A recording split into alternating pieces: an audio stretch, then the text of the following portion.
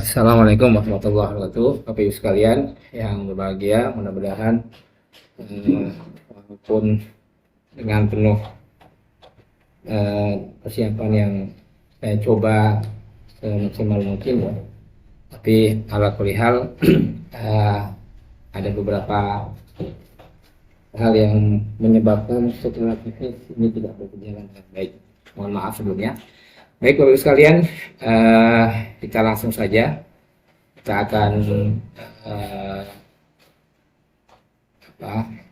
saya akan menyampaikan materi ya yang berkaitan dengan 4 prinsip dalam pemupukan. Seperti Bapak Ibu sekalian ketahui bahwa kunci sukses dalam berkebun, kunci sukses dalam bertani, salah satunya adalah bagaimana kita memahami prinsip dalam pemupukan selain dari kegiatan-kegiatan lain. Contoh ya, kita memahami tentang bagaimana apakah tanah itu, jenis tanahnya, kandungan unsur haranya, terus kemudian iklimnya, kesesuaian lahannya, iklim makro dan iklim mikronya. Itu ada hal-hal yang mendukung untuk sukses dan tidaknya kita dalam berkebun atau bertani. Nah, pada hari ini saya akan menyampaikan salah satu dari kunci sukses, yaitu tentang pemupukan ya. Dalam flyer yang sudah kita bagikan sebelumnya ya, ada 4 prinsip dalam pemupukan ya. Atau kalau saya meringkasnya menjadi 4 tepat dalam pemupukan ya. Yaitu yang pertama adalah tepat dosis, kemudian tepat cara, tepat jenis ya, dan tepat sasaran atau tepat waktu nantinya. Nah, sebelumnya Bapak Ibu sekalian, semangat pagi ya. Saya doakan Bapak Ibu sekalian sehat walafiat. Walaupun dalam kondisi pandemi seperti ini tidak menyurutkan langkah kita, tidak membuat kita tidak bisa bergerak ya, tidak menyebabkan kita hilang dari sisi kreativitas ya. Mudah-mudahan salah satu hal yang bisa kita lakukan dalam hal ini tim TS ya, tim konsultan teknis pertanian, perkebunan atau agrokompleks di NASA, mencoba semaksimal mungkin untuk memberikan pelayanan dalam hal ini penyampaian materi-materi yang terkait dengan agrokompleks. Baik, saya lanjut sebelum kita bicara 4 tepat. Karena pada hari ini saya, sebagai salah satu contoh, kita ambil contoh aja di perkebunan kelapa sawit ya. Jadi Bapak sekalian, hal yang perlu kita pahami dulu ya terkait dengan komoditi atau tanaman, maka yang perlu kita pahami adalah apa sebenarnya output dari tanaman itu. Ya, jadi masing-masing tanaman itu berbeda-beda dalam output yang kita inginkan. Ya, jadi output yang kita inginkan. Walaupun output dari tanaman itu berbagai macam ya. Jadi tanaman bisa menghasilkan daun, ya, maka kita bicara tentang tanaman horti, tanaman perkebunan seperti teh, ya, maka yang kita harapkan adalah daunnya. Seperti tembakau, maka kita berharapnya daunnya. Nah, lalu contoh yang lain adalah contoh tanaman kentang. Tanaman kentang yang kita harapkan adalah umbinya. Tanaman singkong yang kita harapkan juga umbinya. Nah, lalu tanaman karet, maka yang kita harapkan adalah getahnya. Nah, jadi bagian-bagian terpenting dalam tanaman itu menjadi output yang kita inginkan. Walaupun setiap tanaman itu menghasilkan output yang semuanya. Contoh misalkan tanaman itu terdiri dari akar. Akar itu bisa berbagai macam bentuknya. Ada akar serabut, akar tunggang, kemudian akar itu juga bisa dalam bentuk akhirnya menjadi umbi. Nah, lalu bagian batang ya. Kalau kita bicara tentang batang, setiap tanaman umumnya memiliki batang. Ada yang berbatang keras, berbatang lunak. Bagian batang yang kemudian kita harapkan itu tergantung tanamannya. Contoh misalkan, kalau kita bicara tentang tanaman kehutanan, tanaman akasia, jati, dan lain sebagainya, maka kita berharap adalah ke batangnya. Bagaimana kita bisa meningkatkan pertumbuhan diameter batangnya sehingga layak untuk kita panen. Ya, itu kalau kita bicara tentang output yang dihasilkan tanaman, contohnya adalah batang. Ya. Maka kita berpikir bagaimana kita bisa ya mendukung tanaman itu tumbuh dengan baik sesuai dengan apa yang kita harapkan dari outputnya. Ya, kalau kita bicara tentang jati, maka kita berharap bagaimana tanaman jati ini itu bisa menghasilkan batang yang kokoh, batang yang lurus, kemudian diameternya juga besar, ya, dengan terbatas dengan waktu misalkan. Kalau dalam waktu sekian tahun diameternya sudah mencapai ini, itu yang perlu kita pahami. Nah, begitu pula juga tanaman-tanaman lainnya, contoh dalam hal ini adalah tanaman kelapa sawit. Maka output yang kita inginkan dari tanaman kelapa sawit, di samping mungkin semua bagian dari tanaman kelapa sawit sangat berguna, tetapi yang paling utama dari output di tanaman kelapa sawit adalah buah kelapa sawitnya. Maka yang perlu kita pelajari lebih lanjut adalah apa faktor-faktor produksi dalam komoditi tanaman kelapa sawit yang berpengaruh, ya. Nah, dan umumnya ini juga berpengaruh terhadap tanaman-tanaman lainnya. Nah, dalam hal ini kita ambil contoh tanaman kelapa sawit. Jadi apa faktor-faktor produksi kelapa sawit yang berpengaruh, ya. Jadi sini saya membagi menjadi ada 5 hal, ya. Yaitu yang pertama terkait dengan iklim, ya. Tanaman kelapa sawit adalah tanaman perkebunan yang membutuhkan curah hujan minimal, ya, dalam 1 tahun itu paling tidak mencapai 2.500 mm dalam 1 tahun. Jadi semakin tinggi curah hujan tahunan, ya, 2.500 mm per tahun, maka itu semakin baik. Kemudian itu terkait dengan curah hujan, kemudian radiasi matahari dan suhu, itu terkait dengan iklim. Lalu kemudian yang berikutnya yaitu lahannya. Nah, ketika kita bicara tentang lahan, ini juga merupakan faktor-faktor produksi yang berpengaruh terhadap kelapa sawit, yaitu terkait dengan topografinya, ya, tinggi rendahnya permukaan lahannya. Topografinya termasuk topografi datar, topografinya bergelombang, terus kemudian berbukit. Yang ini sangat berpengaruh terhadap produksi kelapa sawit. Kemudian bagaimana drainasenya? Drainase adalah pengaturan pembuangan airnya. Apakah lahan tersebut itu tergenang permanen atau lahan tersebut pengairannya bagus dalam artian ada parameter tinggi muka air. Kemudian yang berikutnya lahan itu kesuburannya. Ketika kita bicara tentang kesuburan lahan, maka kita bicara unsur-unsur hara yang ada di dalam tanah, yang itu dibutuhkan oleh tanaman. Kemudian sifat fisik tanah, ini berkaitan dengan aerasi di dalam tanah. Jadi pori-pori di dalam tanah itu dari pori-pori makro, pori-pori mikro yang sangat berpengaruh terhadap kemampuan akar dalam menyerap unsur hara. Ya, semakin baik tanahnya, maka semakin baik kemampuan tanaman dalam menyerap unsur haranya. Kemudian konservasi tanah adalah perbaikan dari sisi perawatan dari tanah tersebut. Konservasi itu bisa kita lakukan dengan cara katakanlah penanaman tanaman land cover crop, ya, tanaman penutup, ya, seperti tanaman kacangan dan sebagainya. Nah, kemudian yang faktor berikutnya adalah genetis, ya. Kalau kita bicara tentang produksi kelapa sawit, maka faktor genetis juga sangat berpengaruh. Artinya ada tanaman-tanaman kelapa sawit secara genetis memang dia produksinya tinggi. Begitu pula sebaliknya, ada tanaman kelapa sawit yang secara genetis dia produksinya rendah. Jadi bahan tanaman sangat berpengaruh terhadap produksi. Semakin baik bahan tanamannya, semakin baik bibit kelapa sawitnya, maka semakin bagus dalam produksi kelapa sawit. Nah, kemudian yang berikutnya kultur teknis, ya. Bagaimana seseorang itu memahami kebutuhan terhadap apa-apa yang mendukung pertumbuhan tanaman juga sangat berpengaruh terhadap produksi. Kultur teknis artinya dia paham bagaimana cara pada saat kapan dia harus memupuk, pada saat kapan dia harus mengurangi pelepah, menunasnya, pada saat kapan dia harus mengendalikan hama penyakitnya. Nah, kemudian yang terakhir adalah manajemen panen. Jadi, tata cara panennya seperti apa, pengangkutan bahan produksinya bagaimana, kemudian pengolahan lahan. Artinya Bapak Ibu sekalian, kalau kita bicara tentang produksi, maka kita tidak sepenuhnya menggantungkan terhadap pemupukan. Artinya pemupukan itu salah satu dari faktor kunci sukses dalam produksi kelapa sawit. Nah, begitu pula kalau kita bicara tentang tanaman pertanian, tanaman horti, maka pemupukan adalah salah satu dari berbagai macam faktor yang berpengaruh terhadap produksi sebuah tanaman. Baik, lanjut ya. Nanti silakan bisa kita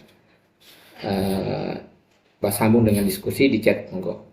Nah, contoh misalkan Bapak sekalian, kalau kita bicara tentang pemupukan tanaman kelapa sawit, ya umumnya ya 40% dari biaya itu kita alokasikan untuk biaya pemeliharaan. Nah, di dalam biaya pemeliharaan ada di dalamnya adalah biaya pemupukan.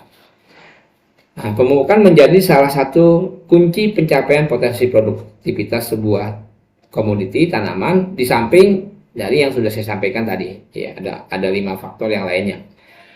Kemudian yang berikutnya adalah efisiensi pemupukan di perkebunan kelapa sawit umumnya masih rendah. Nah, ini terkait dengan masalah ketepatan pemupukan. Sehingga pada hari ini Bapak sekalian, kita akan mengangkat tema tadi adalah 4 tepat. Bagaimana kita bisa memupuk tapi efisien.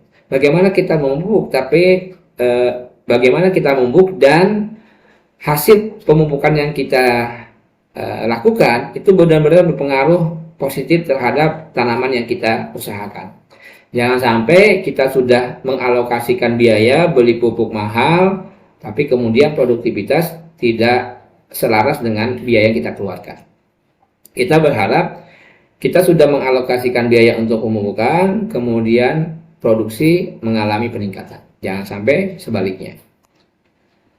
Nah, Bapak Ibu sekalian, tadi di awal saya sampaikan ada 4 tepat dalam pemupukan. Ya, selain dari 4 tepat itu, saya ingin mengajak Bapak Ibu sekalian memahami tentang efektivitas dan efisiensi. Ya, bagaimana kita memupuk tanaman komoditi yang kita usahakan itu efektif dan efisien. Ya.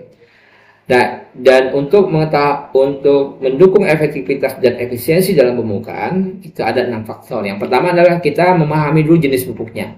Artinya kalau tanaman yang kita usahakan itu membutuhkan pupuk unsur N yang lebih tinggi dibandingkan unsur P dan K, maka itu yang perlu kita pahami. Kita memahami jenis pupuknya. Nah, kalau kita bicara tentang jenis pupuk, ya dalam pertemuan-pertemuan sebelumnya, ya saya pernah menyampaikan berbagai jenis pupuk. Ya.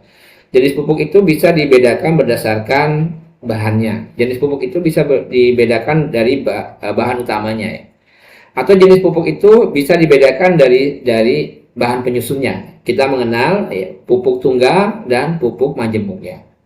Pupuk tunggal ya sebelumnya sudah pernah saya sampaikan, itu biasanya kita mengkhususkan terhadap 6 unsur makro, ya. Ada N, P, K, Ce, Ca, Mg, dan S. Itu 6 pupuk makro. Makanya kemudian kalau kita bicara tentang pemenuhan pupuk unsur N, kalau pupuk tunggal, maka kita memberikan urea. Maka urea itu mewakili untuk kebutuhan unsur N-nya. Nah, pupuk urea dianggap sebagai masuk kategori sebagai pupuk tunggal, ya. Atau pupuk NP, TSP, SP36 itu juga pupuk tunggal yang memenuhi kebutuhan unsur P-nya. Jadi yang kita ambilnya adalah unsur P-nya. Atau pupuk KCl, yang kita ambil adalah K-nya. Nah, semakin kita memahami tentang berbagai macam jenis pupuk, itu sangat mendukung dalam kegiatan efektivitas dan efisiensi. Artinya, kalau pada musim kemarau, maka sebaiknya, ya, musim kemarau dalam artian curah hujannya sangat sedikit, maka yang kita lakukan adalah bagaimana kita bisa memupuk di mana pupuk yang tingkat penguapannya itu sangat tinggi adalah unsur N, unsur P, pupuk urea, sehingga kita memberikan pemupukan urea pada saat masih adanya hujan, ya. Tapi kalau pupuk NP masih bisa kita berikan walaupun hujannya tidak terlalu banyak. Nah, kemudian yang kedua, kita bicara tentang dosis aplikasi, ya. Dosis aplikasi, nah ini sangat tergantung dari usia tanaman. Ya, biasanya dosis aplikasi pun juga kita ambil dasarnya dari analisa tanah maupun analisa daun. Nah, artinya misalkan kalau tanaman usianya di bawah 1 tahun tentu berbeda dengan tanaman yang sudah di usia 5 tahun. Dosisnya perlu diingat bahwa tanaman itu membutuhkan sesuai dengan dosis yang dibutuhkan. Jadi tanaman itu jangan kemudian kita menganggap bahwa semakin banyak pupuk yang kita berikan semakin bagus bagi tanaman. Belum tentu ya. Karena bagi tanaman dia hanya membutuhkan unsur yang memang dibutuhkan ya. Makanya kita mengenal ada unsur hara makro dan mikro. Unsur hara makro yaitu dalam jumlah besar yang kita berikan. Walaupun dalam jumlah besar bukan berarti kemudian kita bisa memberikan sebanyak-banyaknya. Ada takarannya. Kemudian bagi sekalian yang berikutnya adalah teknis dalam penyimpanan pupuk. Ini juga sangat berpengaruh terhadap efektivitas dan efisiensi dalam pupuknya. Artinya, ketika penyimpanan pupuk, maka kita harus menyediakan sarana prasarana dalam penyimpanan pupuk. Teknis dalam penyimpanan pupuk pun juga sangat berpengaruh. Ya. Bagaimana kita bisa menyimpan pupuk dengan aturan yang benar, menyusun dengan benar, sehingga ketika kita mengambil pupuk dari gudang menuju lapangan, ya, kita benar-benar bisa menerapkan prinsip efisien. Jadi FIFO, ya, first in, first out, ya. Pertama kali masuk ke dalam gudang, maka itulah yang pertama kali juga akan kita keluarkan. Jangan sampai ada pupuk menumpuk di bawah yang tidak pernah dipakai sehingga pupuknya menjadi keras karena kurang baiknya dalam sistem penyimpanan pupuk. Kemudian yang berikutnya adalah waktu aplikasi. Nah, ini juga sangat berpengaruh terhadap pemupukannya. Waktu aplikasi kita sudah bisa melihat di Indonesia kalau dari ada perbedaan antara wilayah utara dan wilayah selatan ya. Kalau wilayah utara tetapi ke arah barat dengan wilayah selatan ke arah timur itu curah hujannya berbeda. Biasanya bertolak belakang. Contoh ya, ketika musim penghujan di daerah Sumatera, di Kalimantan sebaliknya. Begitu pula ketika musim hujan di daerah Kalimantan, di Sumatera malah musim kemarau. Biasanya ya, itu umumnya.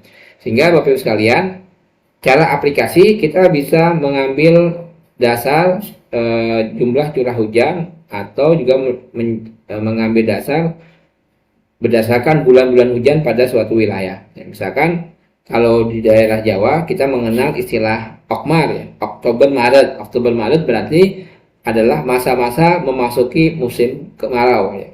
Oktober Maret itu adalah musim penghujan. Asep ya, April, Mei, Juni, Juli, Agustus, September itu adalah musim kemarau. Nah, itu yang kemudian kita bisa memahami bagaimana waktu yang tepat dalam pembukaan. Ya. Kemudian yang berikutnya adalah cara aplikasi. Nah, cara aplikasi pun juga sangat berpengaruh terhadap efektivitas dan efisiensi. Aplikasi itu berdasarkan ya dari usia tanaman. Kemudian tipe perakaran. Jadi kalau misalkan tipe perakarannya adalah tipe perakarannya yang akar unggang ya, yang kemudian akarnya itu menembus jauh ke dalam tanah ya, sampai ke lapisan tanah yang paling dalam misalkan, itu berbeda dengan perakaran yang sifatnya hanya permukaan. Ya. Tanaman kelapa sawit itu akarnya dia lateral ke samping. Ya. Makanya cara aplikasinya kita menggunakan dengan cara jarak antara batang tanaman dengan akar yang aktif ya. Jadi kalau tanaman kelapa sawit itu saya membaginya menjadi tipe akar primer, akar sekunder, akar tersier. Nah, akar-akar yang paling aktif adalah akar tersier yang berada jauh dari batang tanaman. Sehingga biasanya kita menggunakan teknis dengan cara kalau misalkan usia tanaman di bawah 5 tahun biasanya aplikasinya sekitar 1 meter dari batang. Tapi kalau sudah di atas 10 tahun aplikasinya bisa 2-3 meter dari jaraknya dari batang. Kemudian tempat aplikasinya ya tadi sudah saya sampaikan cara aplikasi dengan cara ditabur, dengan cara dikocok atau dengan cara disemprot. Itu berbagai macam cara aplikasi. Kemudian yang keenam tempat aplikasi berdasarkan dari jarak antara batang dengan akar-akar yang aktif. Baik lanjut. Nah ini kita kembali lagi ya bahas tentang tadi jenis pupuk ya. Bentuknya juga berbagai macam ya. Bentuk pupuk itu ada yang berbentuk serbuk, ada yang berbentuk briket, ada yang berbentuk granul, ada yang bentuk pril ya. Pril itu kecil-kecil, kemudian ada yang berbentuk coating itu ada selaputnya ya. Ada bentuknya tablet ya. Ada yang berbentuknya Everson ya. Everson itu tablet seperti kalau kita minum vitamin C ya.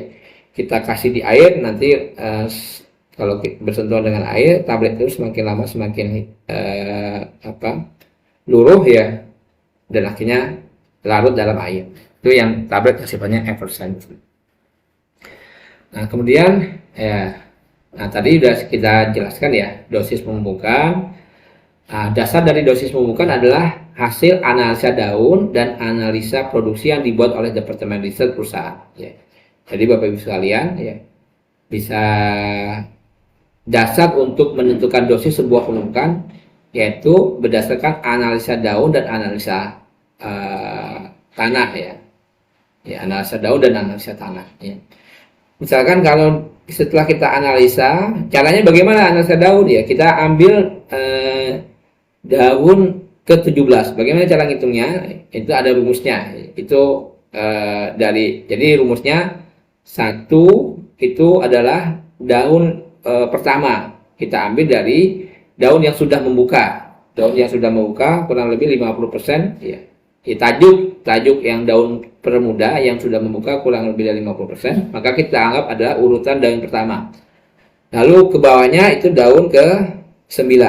Ke bawahnya lagi adalah daun ke-17 ya. Itu urutannya ya.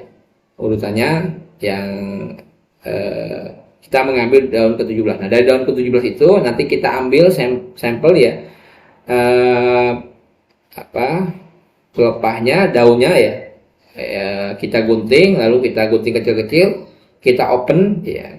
Kita open itu maksudnya dimasukkan ke pemanas sampai kadar airnya memang benar-benar sudah kita buat sedemikian rupa.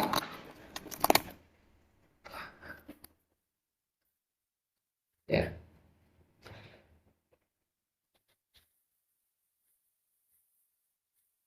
Baik, Bapak sekalian, lanjut ya. Nah, tadi di samping ya, sebelumnya saya sampaikan tentang jenis pupuk dan sifat pupuk ya. Contoh ya, kandungan unsur N ya, nitrogen ya. Maka kalau kita memupuk pupuk makro, karena kandungan unsur N dalam urea itu kurang lebih 45 sampai 46%. Artinya dalam satu satuan ya, misalkan dalam 1 kilo, berarti kandungan unsur N dalam pupuk urea itu mengandung 46% N. Jadi yang mampu diserap oleh tanaman itu biasanya kurang dari 46% ya. Nah, unsur hara makro ini memiliki mobilitas yang tinggi ya. Sehingga pergerakannya itu tinggi, baik pergerakan dia ke atas maupun ke bawah ya. Dia cepat mengalami pergerakan baik melalui pencucian dia ke bawah atau ke atas penguapan maupun diserap oleh tanaman. Unsur N yang diserap oleh tanaman bentuknya ada 2 ya, NO3- dan NH4+. Ini ya yang biasanya mampu diserap oleh tanaman. Nah, kemudian unsur P, fosfat ya. Nah, kandungan P dalam batuan fosfat sekitar 30% yang terdiri dari P2O5. Ya.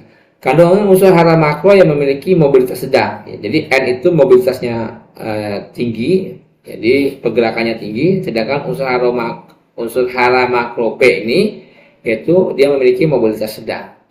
Penambahan unsur P dalam tanah digunakan yaitu yang berupa batuan, maka kita menyebutnya rock fosfat RP. Jadi kalau di pasaran orang menyebutnya pupuk RP, pupuk rock fosfat. Ya.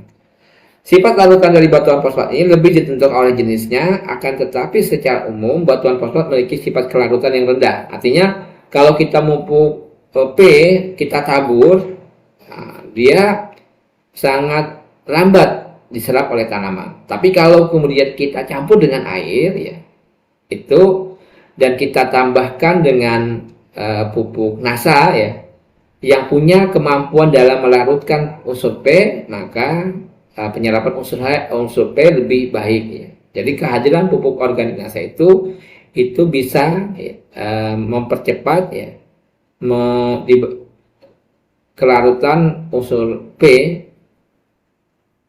yang dibutuhkan oleh tanaman. Sedangkan unsur P yang diserap oleh tanaman dalam bentuk ion, yaitu H2PO4 dan HPO4.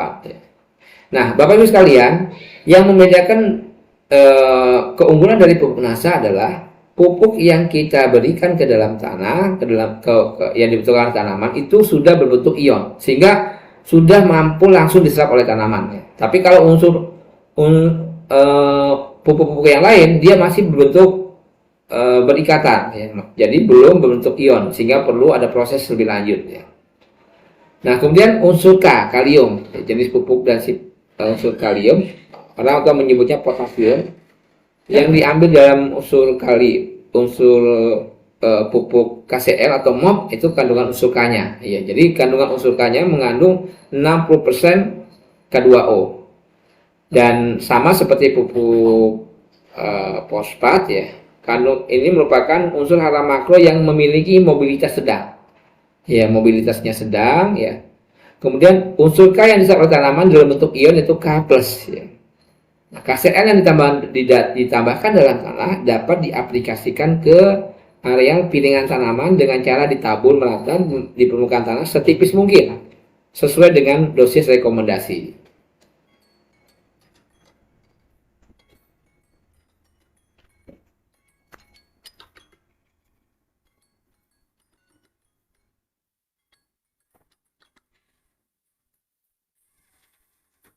Halo? Ya. Pak, sebentar Pak ya, saya lagi ngisi live streaming. Ya, ya. Ya.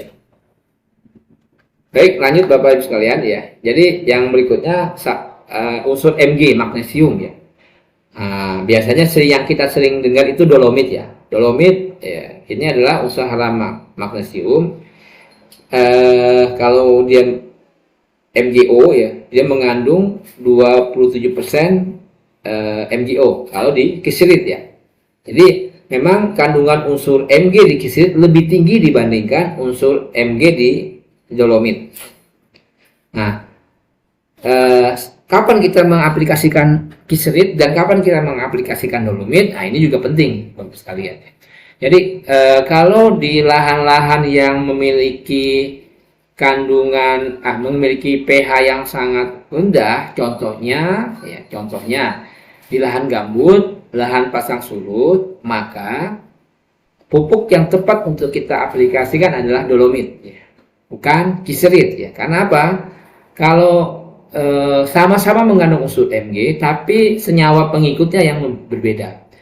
Kalau dolomit ya, dia kalau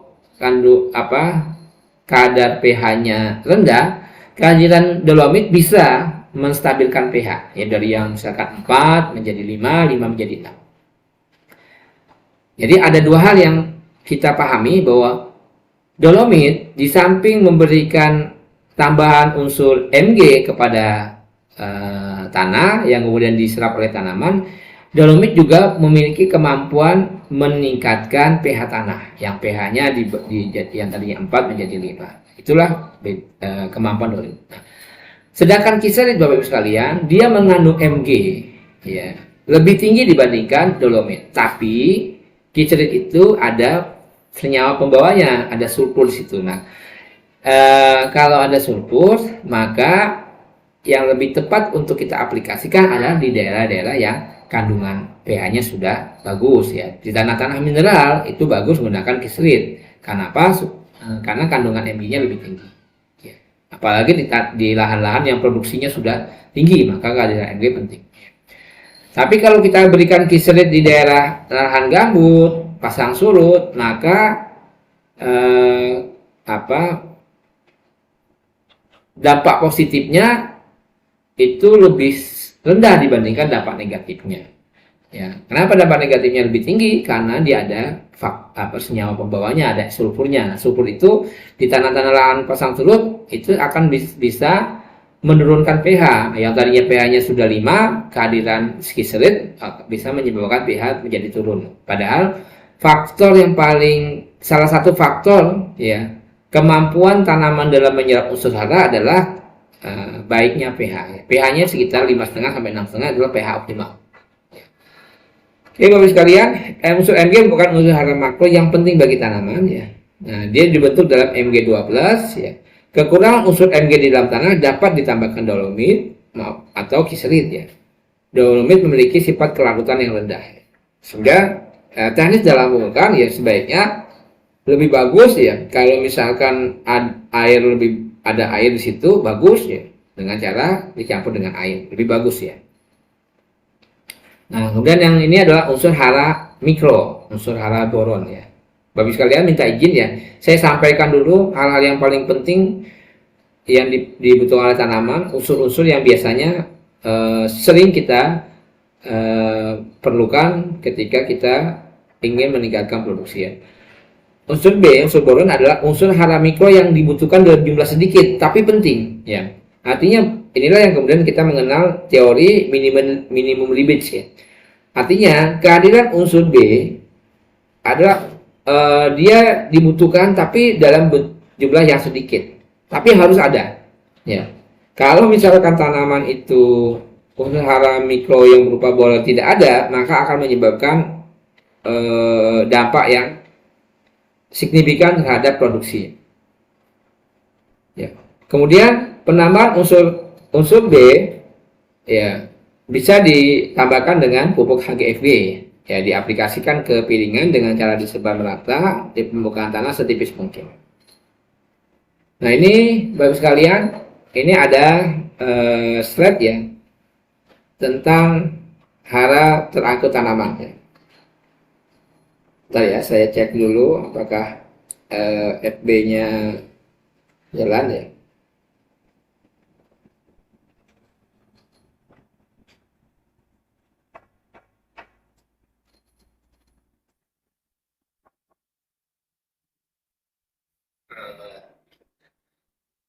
Assalamualaikum.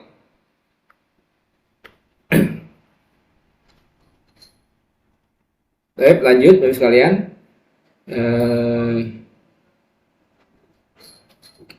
Ya.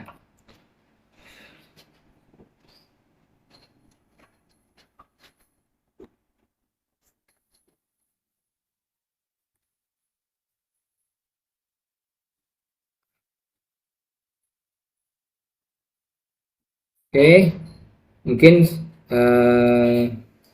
mohon komentarnya ya, mohon komennya ya Bapak Ibu sekalian supaya saya bisa melihat apakah apa yang saya sampaikan ada yang kurang jelas ya.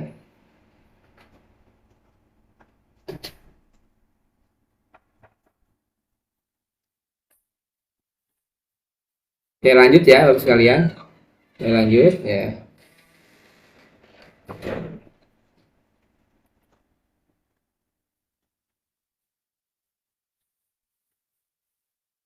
Tes 1 2 3 oke.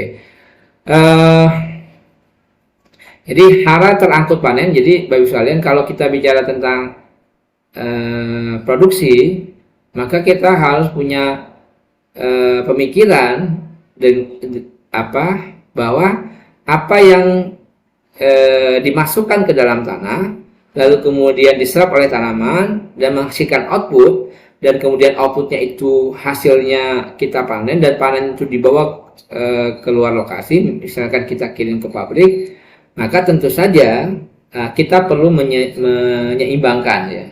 Menyeimbangkan dalam artian seberapa banyak buah yang dihasilkan, maka kita perlu menyeimbangkan seberapa banyak pula pupuk yang harus kita berikan ke dalam tanah. Jangan sampai tanaman sudah menolong dalam artian sudah memberikan buahnya yang terbaik kepada kita, tapi kita lupa bahwa tanaman juga membutuhkan pupuk selanjutnya. Artinya yang namanya pupuk itu harus dilakukan secara berkelanjutan. Jangan sampai kita memforsir tanaman, meminta tanaman itu menghasilkan buah kepada kita, tetapi kita lupa untuk memupuk tanaman sesuai dengan yang dibutuhkan oleh tanaman. Contoh misalkan tanaman kelapa sawit contoh ya.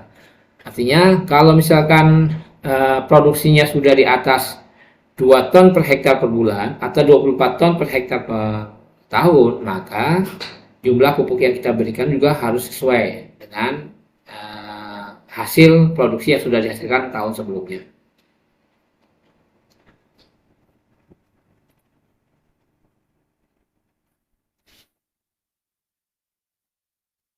Oke, lanjut ya.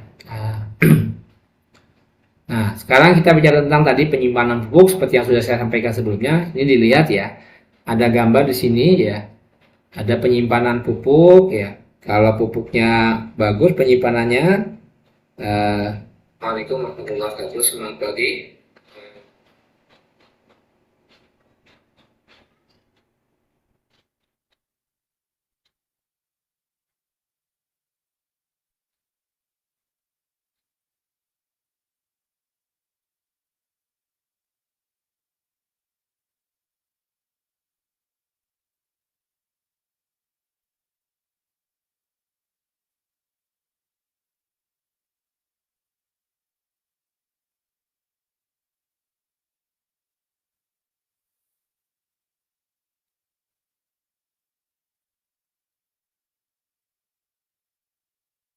Baik, Bapak Ibu sekalian ya, ini penyimpanan pupuk ya.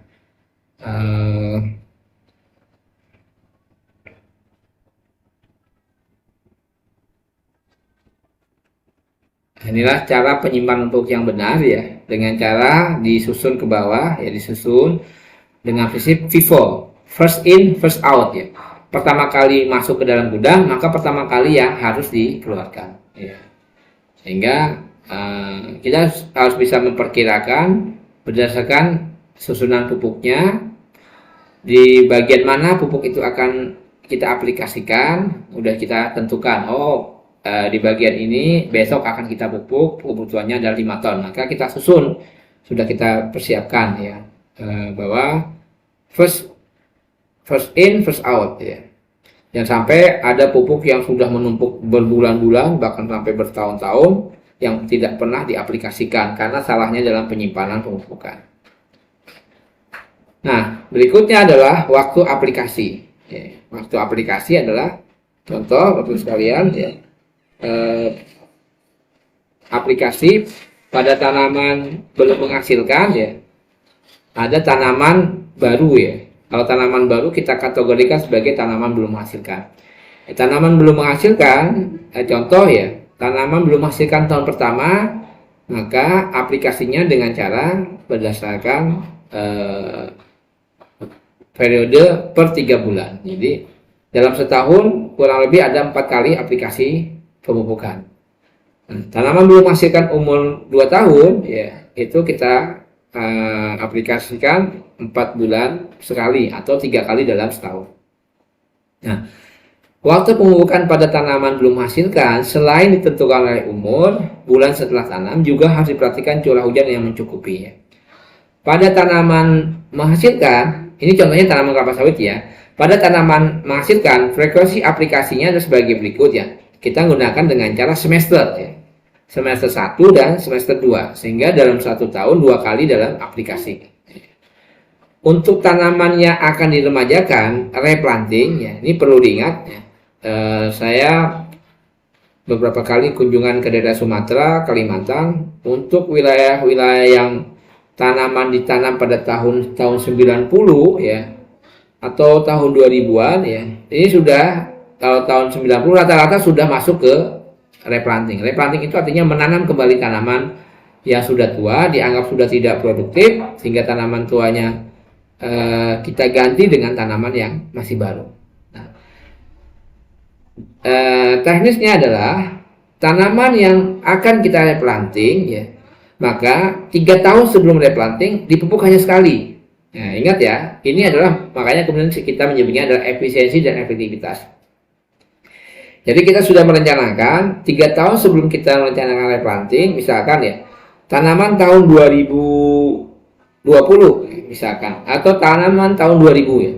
Tanaman tahun 2000 kita lihat perkembangannya. Kalau misalkan produksinya masih stabil dan bagus, artinya antara hasil produksi yang kita dapatkan dikurangi dengan biaya pemupukan, itu jauh lebih besar hasil yang kita dapatkan, maka kita masih mempertahankan untuk tidak kita lakukan replanting. Tetapi kalau kita lihat ada tren penurunan, maka kita bisa sudah menentukan, oh kalau misalkan tahun 2000, di tahun 2025 misalkan produksinya sudah mengalami trennya turun ya, setiap tahunnya sudah mengalami penurunan, kemudian kita rencanakan berarti di tahun 2000, katakanlah 2028 kita sudah merencanakan kita akan melakukan replanting. Nah, artinya 3 tahun sebelum replanting kita cukup hanya memupuk sekali saja ya, itu pun hanya kita aplikasikan pupuk N dan K supaya lebih efisien ya. Nah 2 tahun sebelum replanting itu tidak perlu kita pupuk ya, jadi 3 tahun sebelum replanting kita hanya memupuk 1 kali dalam tahun ya. Misalkan tahun 2028 kita akan melakukan replanting, maka 3 tahun sebelum replanting di tahun 2025 misalkan kita pupuk hanya sekali ya. Nah tahun berikutnya kita tidak perlu pupuk, tahun berikutnya tidak perlu kita pupuk, baru kemudian satu kita replanting. Nah untuk pemupukan TM ya, kita aplikasikan tanaman menghasilkan ya, kita aplikasikan di biasanya mengikuti tren curah hujan ya, antara Februari sampai Maret kita lakukan pemupukan, lalu kemudian di tahun berikutnya Oktober ya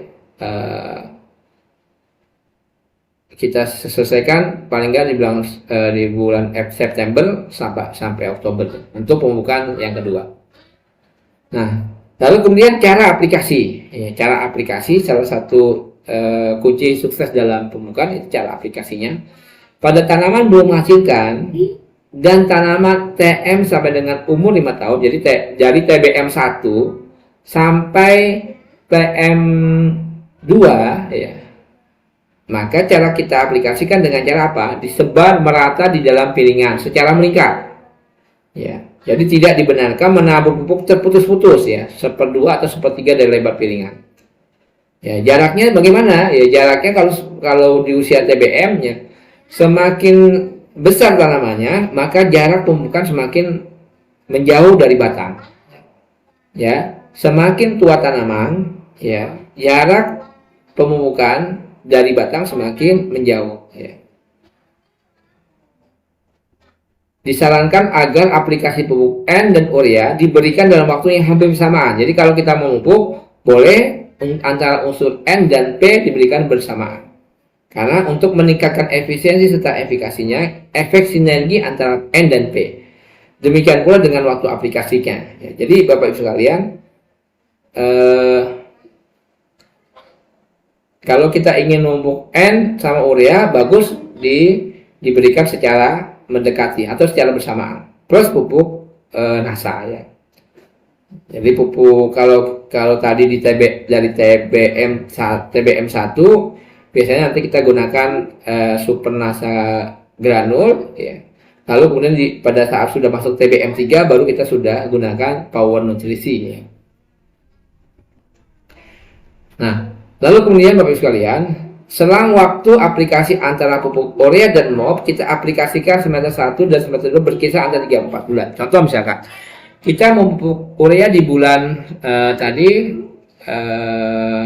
katakanlah di bulan Februari ya. Kita memupuk kita memupuk urea di bulan Februari, berarti 3 bulan berikutnya baru kita pupuk K ya, pupuk MOP. Nah, jadi selang antara pupuk urea dan MOP, kalau ini pupuknya adalah pupuk tunggal ya. Tapi kalau udah pupuk majemuk ya sudah langsung kita berikan pupuk NPK ya. Kemudian penaburan pupuk di lapangan selain harus ditabur secara merata, tidak membentuk gumpalan ya. Kenapa membentuk gumpalan? Biasanya ketika penyimpanan pupuknya tidak benar, tadi tidak menerapkan prinsip FIFO, first in first out, maka pupuk akan mengalami gumpalan. Gumpalan ini dia mengeras ya. Yang sering kita temukan biasanya pupuk urea dan pupuk KCl. Biasanya mengeras, apalagi ditambah lagi penyimpanan pupuknya tidak tertutup dengan baik. Misalkan ada atapnya bocor. Kalau atapnya bocor kena air, ditambah lagi ketika pengambilan pupuk dari gudang sentral ya, menggunakan gancu. Gancu itu yang bentuknya seperti besi yang dibengkokkan, lalu ditusukkan ke karung pupuk. Nah, sehingga karung pupuknya itu bolong, walaupun sudah dilapisi antara karung yang di luar itu dan di dalam biasanya ada plastik lagi, tapi karena sudah ditusuk oleh gancu tadi, sehingga mengalami pupuk pun juga ada faktor luar memudahkan pupuk itu menggumpal.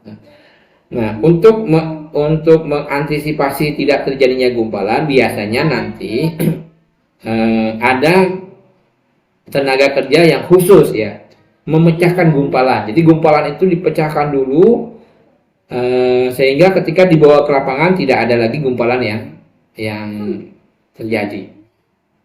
Karena kalau gumpalannya kita pupukkan ke lokasi, nah ini juga sangat berdampak negatif bagi tanaman. Kenapa?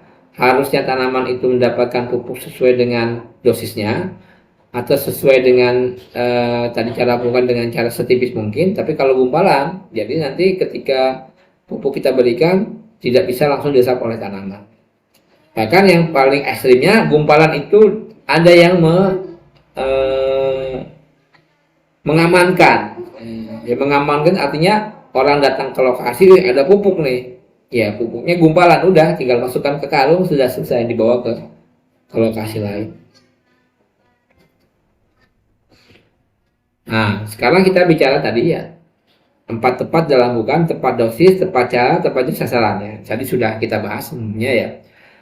Nah, ini yang paling penting. Mengapa sih harus kita mupuk ya? Kenapa kita harus mupuk? Karena tanaman membutuhkan unsur hara agar dapat tumbuh dan berproduksi secara optimal.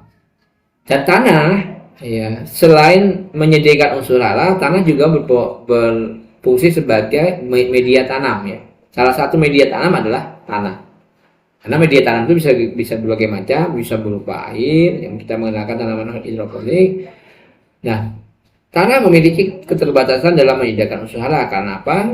Karena tanaman yang sudah berfungsi dengan baik, otomatis kandungan unsur hara di dalam tanah juga semakin lama semakin berkurang.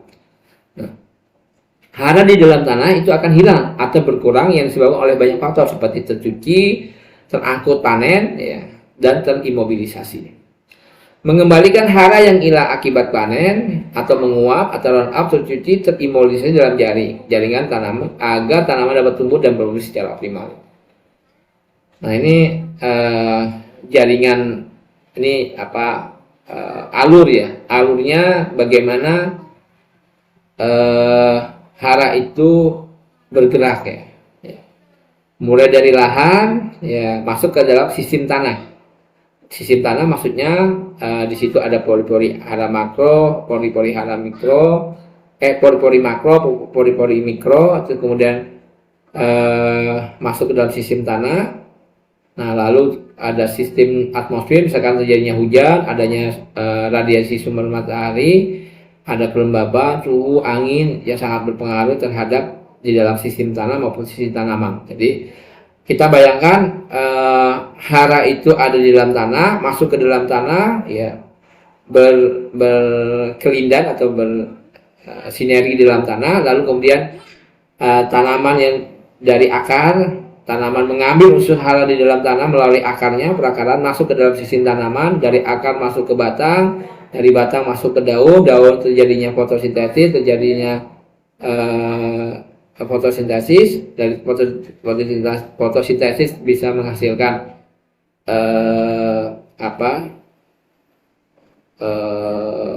menghasilkan unsur-unsur hara yang dibutuhkan oleh tanaman. Nah, ini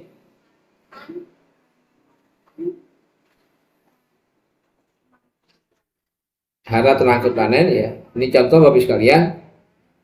Ini tabel produksi ya. Artinya kalau misalkan di dalam satu kebun ya, hasil produksinya menghasilkan 1 ton per hektar, berarti unsur hara yang terangkut hasil panen ya, kurang lebih ada 2,9 kg unsur N-nya, P-nya 0,4, K-nya 3,71. CA-nya 0,81, 0,7. Artinya apa Bapak sekalian? Kalau tidak kita segera imbangkan dengan pemberian pupuk, maka tanaman akan mengalami eh, defisiensi unsur hara.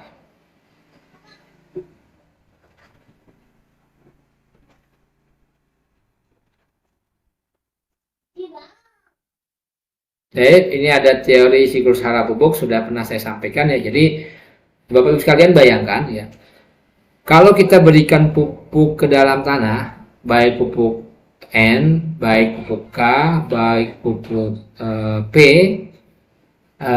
misalkan 100% ya. Dari 100% yang kita berikan ke dalam tanah, kita sebar dalam tanah, ternyata dari 100% itu yang hanya mampu diserap oleh tanaman, unsur haranya ya, itu hanya kurang lebih ya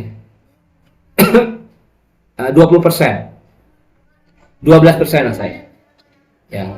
Jadi hanya 12% yang mampu diserap oleh tanaman. Dari 100% yang kita berikan hanya 12% mampu diserap oleh tanaman. Selebihnya terbawa aliran permukaan, terjadinya evaporasi, kemudian terimobilisasi oleh mikroba, terikat oleh liat, ya. Kemudian tercuci, sehingga hanya 12% yang mampu diserap oleh tanaman.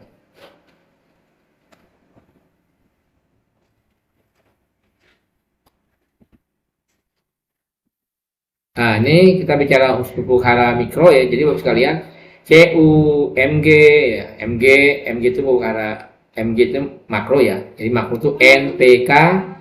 Nah, sedangkan unsur hara mikro seperti CU, boron, kemudian Zn, Mn, dia dibutuhkan dalam jumlah yang sedikit. Jadi kalau kita berikan berlebih, maka percuma. Karena apa? Kalau dia hanya butuh katakan 50 gram, kita berikan 100 gram, maka yang 50 gram itu percuma. Ya, udah biayanya mahal, harganya mahal. Jadi kalau dia hanya butuh 50 gram, ya sudah kita kasihkan 50 gram. Kalau dia butuhnya hanya 40 gram, kita berikan 40 gram. Tapi kalau kita misalkan butuhnya 40 gram, kita berikan 100 gram, yang 60 gram itu sia-sia. Ya. Nah, ini cara-cara kita, cara-cara cepat ya.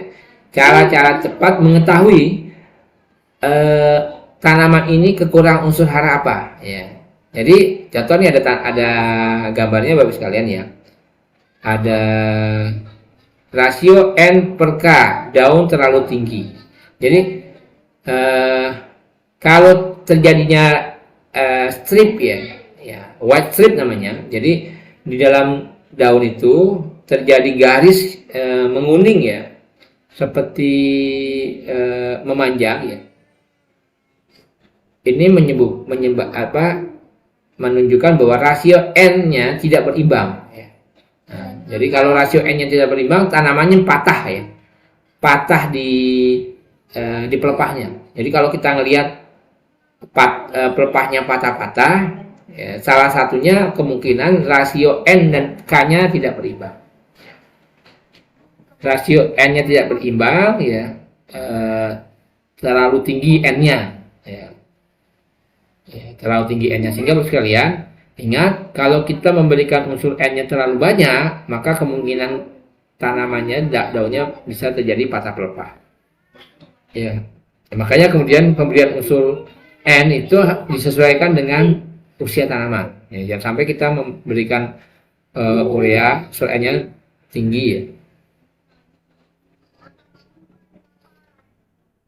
Baik Bapak sekalian, mungkin itu yang bisa saya sampaikan ya, kurang lebih hampir satu satu jam kurang ya. Mungkin nanti bisa kita lanjutkan dengan diskusi ya. Saya lihat di chatnya dulu.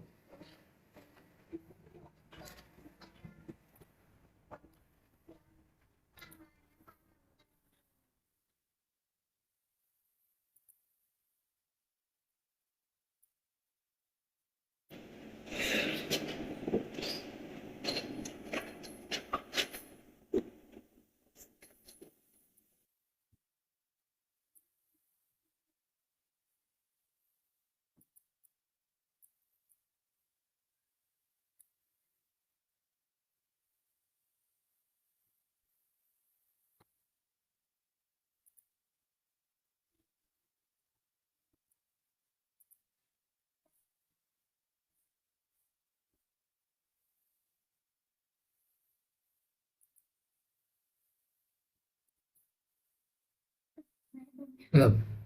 Apa ya? Belum. Belum.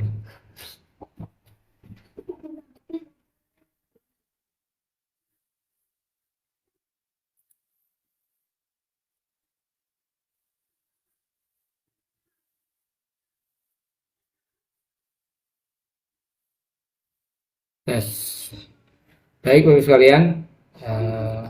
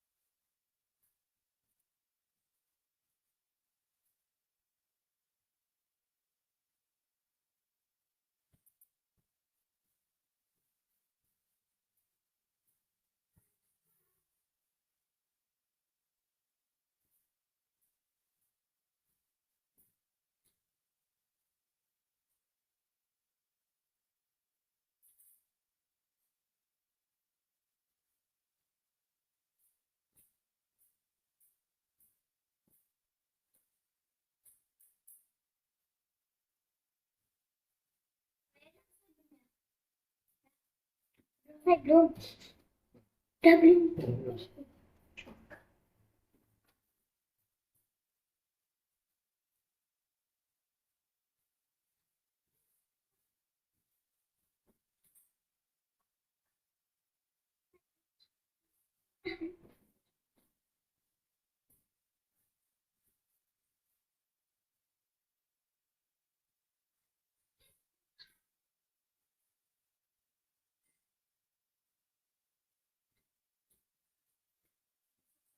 belum.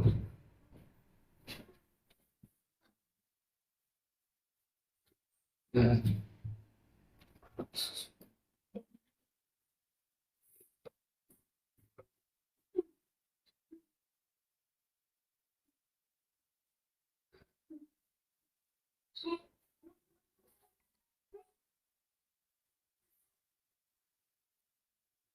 baik, Bapak sekalian, mungkin itu yang bisa saya sampaikan ya. Eh, nanti bila ada yang ingin disampaikan lewat chat ya, Bapak sekalian, mungkin itu yang bisa saya sampaikan. Nanti saya lihat di chat. Bagi yang ingin langsung ke chat pribadi, monggo silakan 0811 279 2005. Dan sebelumnya mohon maaf jika dalam penyampaian ada hal-hal yang belum optimal ya. Jika ini adalah masih percobaan ya, mudah-mudahan kedepannya lebih baik lagi. Mungkin itu yang bisa saya sampaikan ya. Wabillahi taufiq wal hidayah. Assalamualaikum warahmatullahi wabarakatuh. Semangat pagi.